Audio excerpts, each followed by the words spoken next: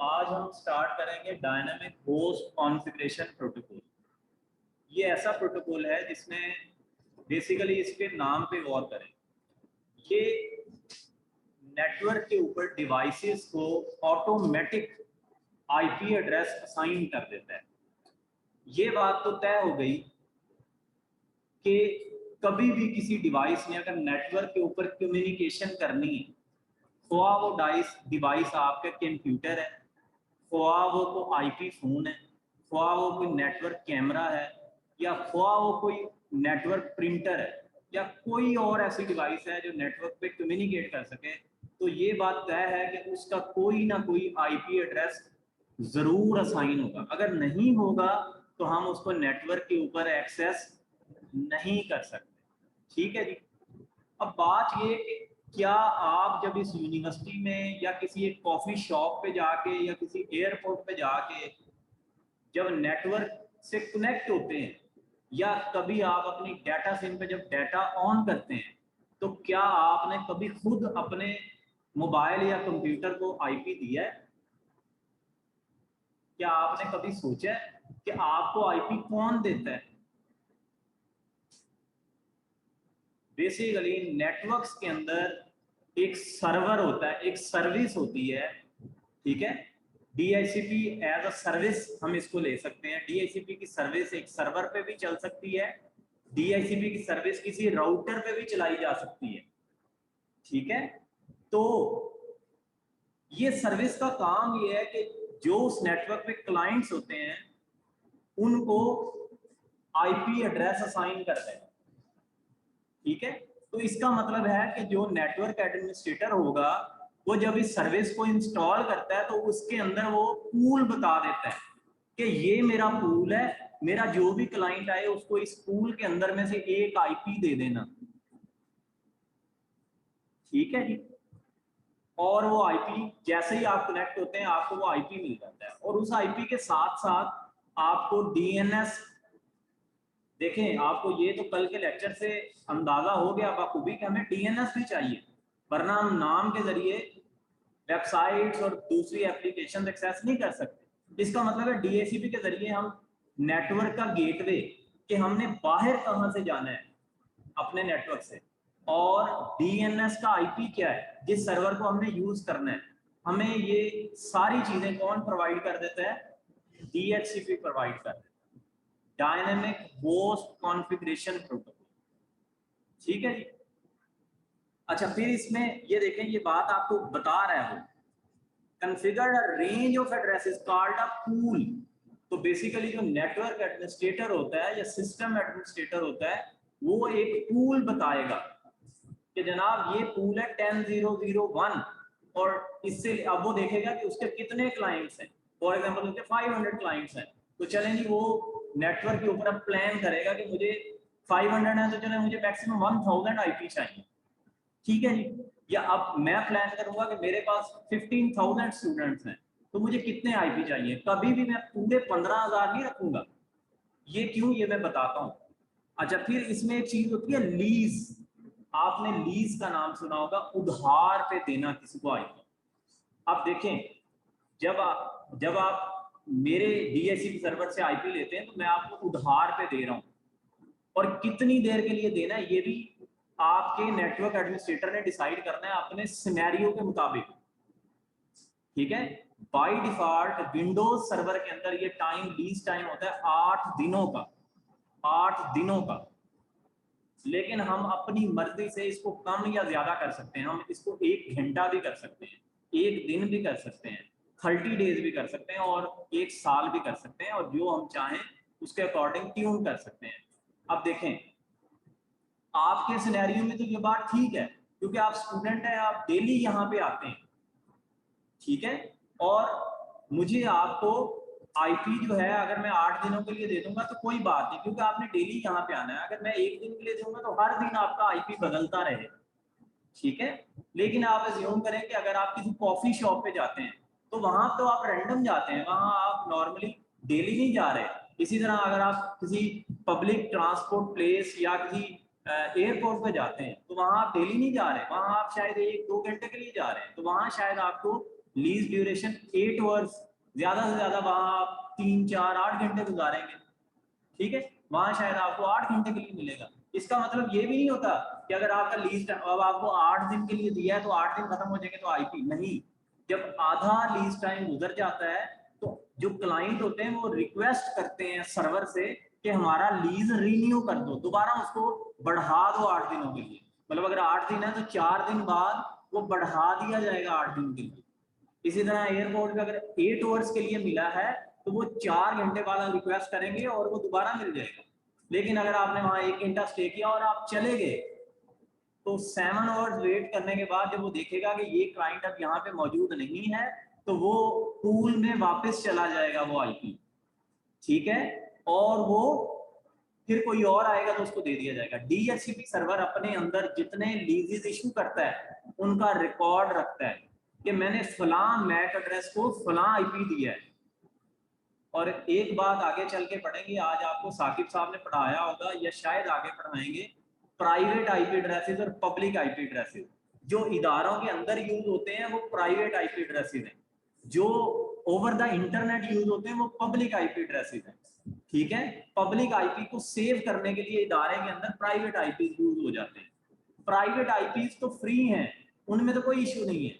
For example मेरे पास जो 10 का पूल है उसमें 1,67,77,000 आईपी एड्रेसेस हैं, तो आप तो 15,000 स्टूडेंट हैं, तो मेरे लिए कोई ऐसा इशू नहीं है कि अगर कुछ वेस्ट भी हो जाए। लेकिन अगर आप इसको इस पर्सपेक्टिव में सोचें कि जैज या टेलीनॉर या मोबिलिंग जब आपको इंटरनेट दे रहा है तो उन्होंने वो पब्लिक आईपी परचेज किए हुए हैं, ठीक है, और वो आगे आपको सर्विस दे रहे हैं। और अगर वो आपको 8 दिनों के लिए दे देते हैं और आप एक दिन अपना डाटा चलाते हैं और 7 दिन नहीं चलाते तो उनका आईपी जाया हो रहा है, तो वहां पे वो बड़ा उसको एफिशिएंटली यूटिलाइज करना होगा, ठीक है। तो जब आप तो डाटा बंद करेंगे तो शायद वो आईपी 1-2 घंटे के बाद वो वापस depending on their lease time, next time हो सकता है आपका आईपी कोई और हो, लेकिन वो उसकी बाइंडिंग सेव कर रहे होते हैं कि ये आईपी फलां वक्त में किस सिम को एलोकेट हुआ है, बशर्ते कि आपको जो आईपी है आपने स्टैटिक ना लिया हो। जैसे यूनिवर्सिटी है तो हमने कुछ स्टैटिक आईपी लिए होते हैं, और हमने स्टैटिक आईपी क्यों लिए होते हैं, क्योंकि हमने जो अपनी डीएनएस के अंदर रिकॉर्ड डालने हैं कि मेरे ईमेल सर्वर का आईपी ये है, मेरी फलां वेबसाइट का आईपी ये है। अगर वो बदलता रहे तो फिर तो प्रॉब्लम हो जाएगा, मुझे तो बार बार डीएनएस में ऐड करना पड़ेगा। इसलिए हम लोग स्टैटिक आईपी ले लेते हैं और उनका पर मंथ पे करते हैं। तो आप भी अपने घर में अगर आपको जरूरत है तो आप ले सकते हैं स्टैटिक आईपी। जी आपका क्वेश्चन।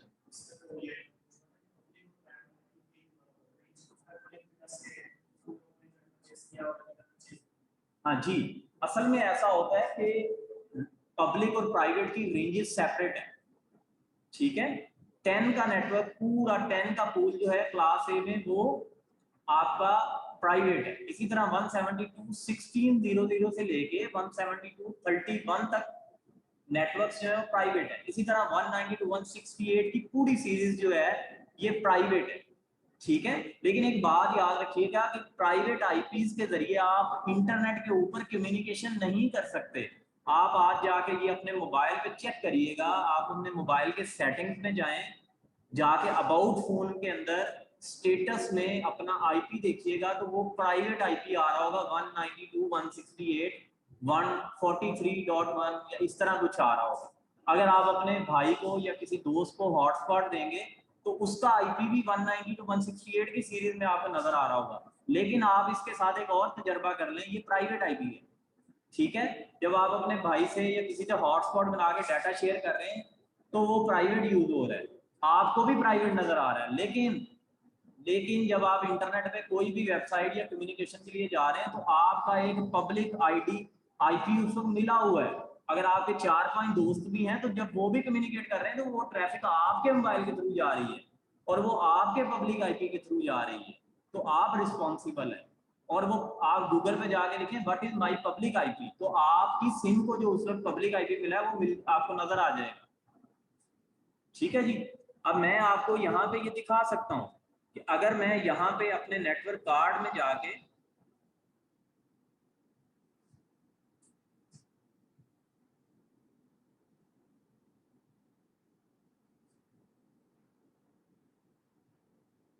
अगर आप यहाँ पे देखें तो मुझे आईपी मिला हुआ 10.6.100.247 और ये 10 की सीरीज क्या है, प्राइवेट है, ऐसा ही है। लेकिन अगर मैं गूगल पे जाके लिखता हूँ what is my IP, what is my IP address, तो ये मुझे मेरा आईपी ये बता रहा है, जो असल में मेरा आईपी नहीं है।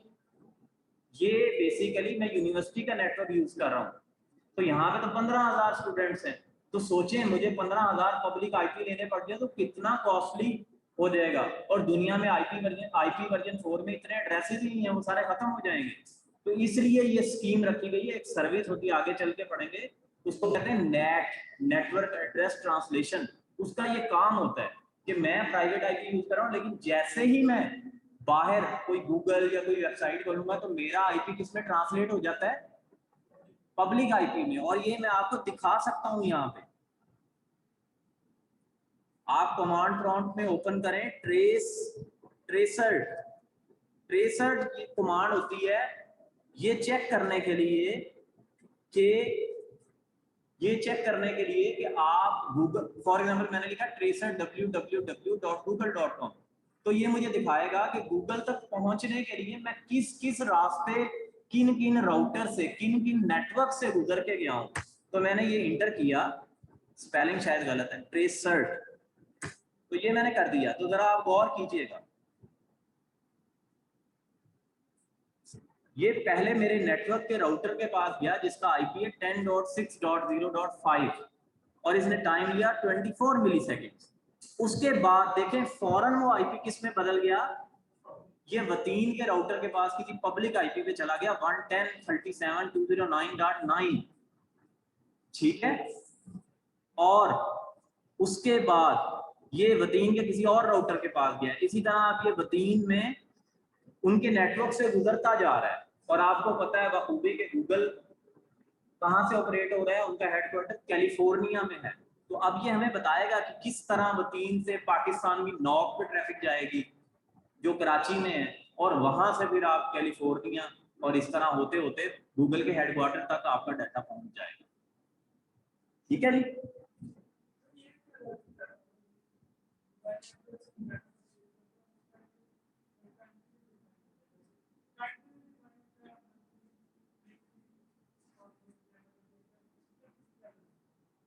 मार्केटिंग स्ट्रेटेजी, अगर वो आपको 1 GB पूरे महीने के लिए दे दें तो आप तो करवाएं ना,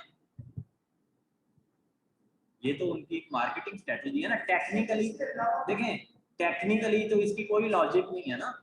आप एक पैकेज है उसकी 10 GB है, आप उसकी वैलिडिटी 1 साल कर दें। अगर ऐसा कर देंगे तो बहुत सारे ऐसे लोग हैं जो पूरे साल के में 10 GB भी नहीं यूज करते होंगे, बहुत जरूरी।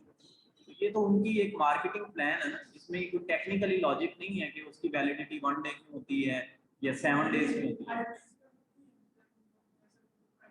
नहीं, आईपी में ऐसा नहीं है, लेकिन वो तो उसको चार्ज कर रहे हैं ना, वो तो इसमें मसला ही कोई नहीं। जब कोई बंदा डाटा नहीं यूज कर रहा तो उसका आईपी फ्री है, वो किसी और को दे देंगे।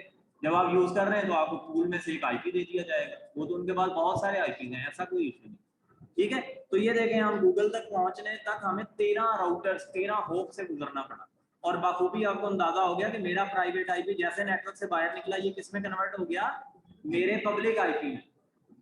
और वो जो आपका सवाल था कि सर 2 नेटवर्क, आपने देखा था जब मैंने गूगल पे लिखा था तो मेरा आईपी क्या नजर आ रहा है, 175 से स्टार्ट हो रहा है, लेकिन जब मैं यहाँ कर रहा हूँ तो मेरा आईपी 110 से स्टार्ट हो रहा है। इसका मतलब है कि मेरे पास एक से ज्यादा नेटवर्क्स हैं जिसमें मैंने तो लोड बैलेंसिंग की हुई है कि कुछ ट्रैफिक को इधर से भेजो, कुछ को इधर से भेजो। ये आपने यहाँ एक्सपेरिमेंट करके देख लिया।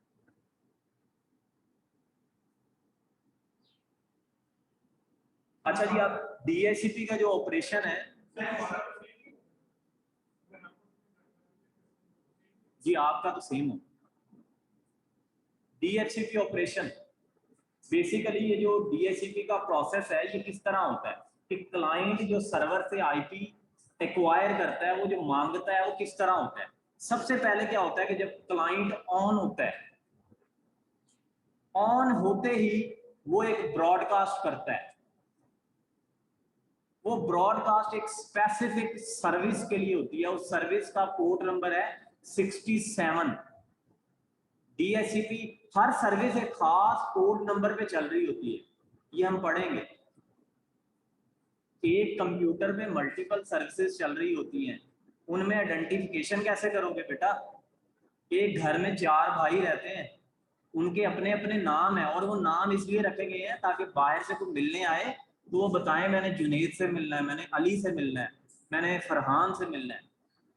ठीक है, इसी तरह एक कंप्यूटर में मल्टी आईपी तो एक है, लेकिन उसके अंदर सर्विसेज तो बहुत सारी चल रही हैं। ठीक है जी, तो जैसे ही कोई कंप्यूटर ऑन होता है तो वो ब्रॉडकास्ट कर, अच्छा अब जैसे कंप्यूटर एक आप इस नेटवर्क में आए हैं, तो आप सोचें आप एक यूनिवर्सिटी में नए आए हैं तो आपको तो नहीं पता कि मैंने मेरे डिपार्टमेंट का एचओडी कौन है। इसी तरह नेटवर्क में एक क्लाइंट अभी आया है, अब उसको तो नहीं पता डीएचसीपी सर्वर किस कंप्यूटर पे चल रहा है, तो वो कैसे आईपी लेगा? तो इसका मतलब वो क्या करेगा, ब्रॉडकास्ट करेगा पूरे नेटवर्क पे, पोर्ट 67 को सर्च करेगा कि ब्रॉडकास्ट जाएगी 67 नंबर पोर्ट पे।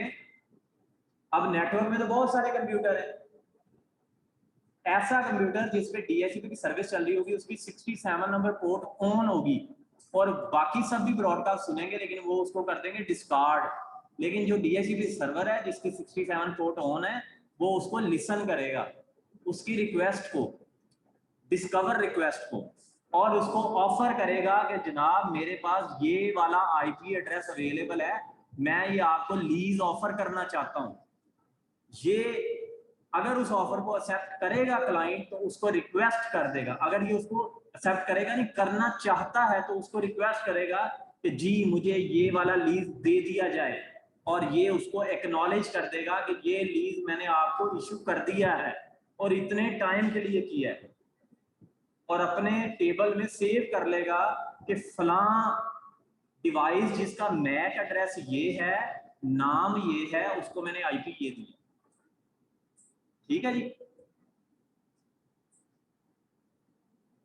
तो ये डीएचसीपी का एक बेसिक मैंने आपको इंट्रोडक्शन दिया है। अब उसी तरह आज आपने एक्टिविटी करनी है, आपने अपने मोबाइल्स के ऊपर यूट्यूब ओपन करके लिखना है how to install DHCP server in Windows server 2019। तो एक 5 मिनट की जस्ट आपको वीडियो मिलेगी और आपको पता लग जाएगा कि डीएचसीपी सर्वर इस तरह बनाते हैं, और हम इसको जब नेक्स्ट लैब्स करेंगे, जब हम सर्वर आर्किटेक्चर की तरफ आएंगे तो हम इसकी लैब भी करेंगे। ठीक है जी,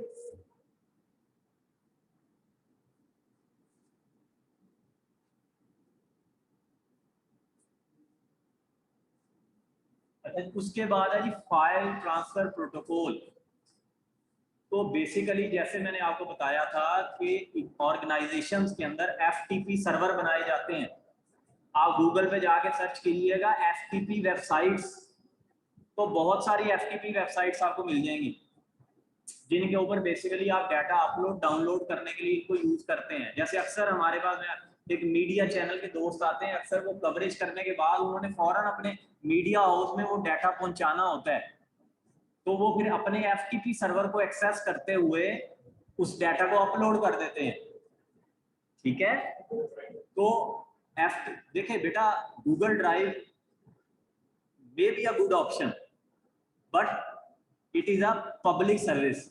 आप इसको सिक्योर नहीं कह सकते क्योंकि वो गूगल आपका नहीं है, इसलिए इदारे अपनी प्राइवेसी को भी मलूज़े खातर रखते हैं। हो सकता है वो जो मीडिया की वीडियो हो वो या आपकी जो वीडियो हो वो इंतहाई सीक्रेट हो, आप नहीं चाहते कि वो पब्लिक नेटवर्क पे जाए।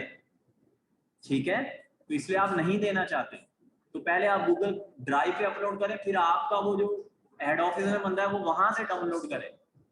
तो अगर आप अपने एफटीपी से सर्वर पे करेंगे तो बस उसके पास सर्वर पे पहुंच जाएगी, वो उसको वहां से डायरेक्टली एक्सेस कर सकते हैं। ठीक है जी, नहीं वो तो एक अलहदा बात है कि वो अपना जो लाइव कवरेज होती है वो उसके थ्रू करते हैं। मैं ये बात कर रहा हूँ कि अगर आप नॉर्मली आप किसी इदारे के मेंबर हैं या आप वैसे आपने एक एफटीपी सर्वर बनाया हुआ है तो उस पर आपके क्लाइंट्स डाटा अपलोड करते हैं, आप एफटीपी वेबसाइट्स बनाते हैं, उस पर एफटीपी प्रोटोकॉल यूज होता है डाटा को डाउनलोड और अपलोड करने के लिए। और एफटीपी सर्वर जो होता है ये 20 नंबर पोर्ट पे लिसन करता है। 20 नंबर पोर्ट होती है डाटा को सेंड करने के लिए, 21 होती है रिसीव करने के लिए। हर सर्विस एक डीएनएस कल पढ़ा था, डीएनएस की पोर्ट होती है 53।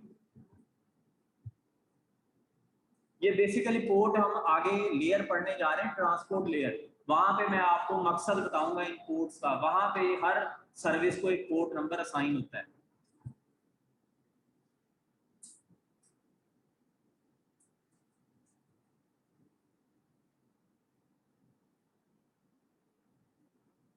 अच्छा जी, अब हमने एप्लीकेशन लेयर को डिस्कस किया है।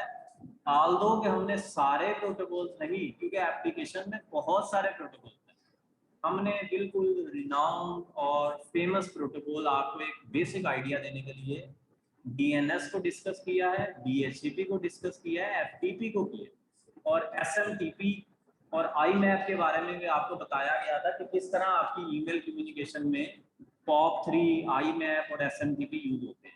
एसएमटीपी सेंड करने के लिए ईमेल और POP और आईमैप रिसीव करने के लिए, ठीक है। और एचटीटीपी और एचटीटीपीएस, इनके बारे में भी ये देखेंगे। एचटीटीपीएस ब्राउजिंग जितनी हो रही है वो किस पे हो रही है, किस पे हो रही है जी, HTTP या HTTPS पे। और आजकल तो जितनी सिक्योर वेबसाइट्स हैं वो सारी किस पे आ गई हैं, HTTPS पे आ गई हैं। कभी भी आपने अपनी confidential information, password, financial, credit card, कभी भी HTTP वेबसाइट पे नहीं देने जिस पे यहाँ पे रेड अलर्ट आ रहा हो, ऐसी वेबसाइट पे कभी नहीं देने, वो सिक्योर नहीं होगी।